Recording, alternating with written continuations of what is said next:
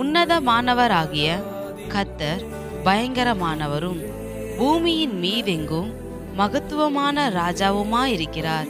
சங்கீதம் 47:2.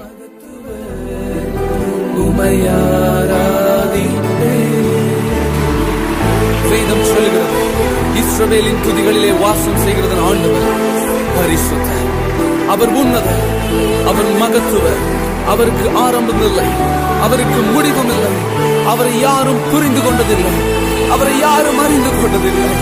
ஓ ஹalleluya, yes my master. மனிதர்களால் காணப்பட முடியாதவரை நாங்கள் உம்மை ஆராதிக்கிறோம்.